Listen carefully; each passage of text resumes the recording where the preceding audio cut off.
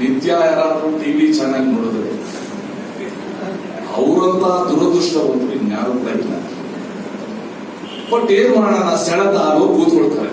ಚೆನ್ನಾಗಿ ನಾಲ್ಕ ಇದೆ. ನಮ್ದು ಸರ್ಕಾರ ಆಯ್ತು 2008ರಿಂದ 2013 ಅದ ಚರ್ಚ್ಗಳ ಮೇಲೆ ಗಲಾಟೆ ಆಯ್ತು, ಚರ್ಚ್ಗಳ ಮೇಲೆ ಅಟ್ಯಾಕ್ ಆಯ್ತು. ದಿವಸ ನಮ್ಗೊಂದು ಸಮಸ್ಯೆ, ಇವತ್ತೇನಾಗುತ್ತೆ ಅಂತ. ಆಗ ನಮ್ಮ ಹೋಮ್ ಮಿನಿಸ್ಟರ್ ಇದ್ದು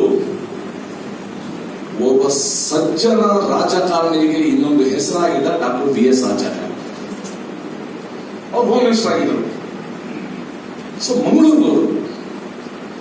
ಮಂಗಳೂರು ಹೋಗ್ಬಿಟ್ಟು ಚರ್ಚ್ ಅಟ್ಯಾಕ್ ಆಗಿರೋ ಜಾಗನೆಲ್ಲ ನೋಡಿ ಆಸ್ಪತ್ರೆಗೆ ಹೋಗಿ, ಯಾರಾಗಿ ಹೇಳಿದ್ದೆ ಅಲ್ಲಿ ಹೋಗಿ ಆಸ್ಪತ್ರೆಯಿಂದ ಆಚೆ ಬರ್ತಾ ಇದ್ರು.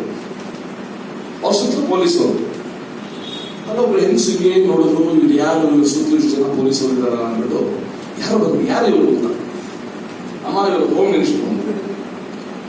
ಮಿನಿಸ್ಟರ್ ಅಂದ್ರೆ ಏನು ಅಂತಂದ್ರು. ಗೊತ್ತಿಲ್ಲ. ಅದಕ್ಕೆ ಹಾಗೆ ಗೊತ್ತಾದಾಗೆ ಪೊಲೀಸ್ ಮಿನಿಸ್ಟರ್ ಅಂದ್ರು. ಹೌದಾ ಅಂದ್ಬಿಟ್ಟು ಸೀದಾ ಬಂದು BS ಆಚಾರ್ಯನ ನಿಲ್ಲಿಸಿದ್ರು. ಸರ್, ನನ್ನೊಂದು ಪ್ರಶ್ನೆಗೆ ಉತ್ತರ ಕೊಡಿ. ಏನು?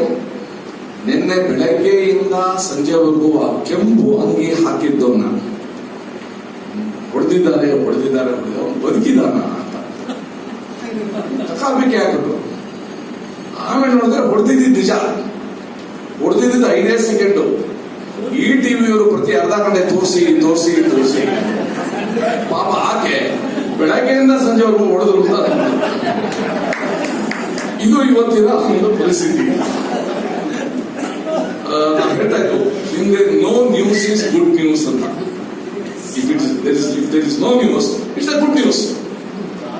ಇವತ್ತು good news is no news ಅಂತ.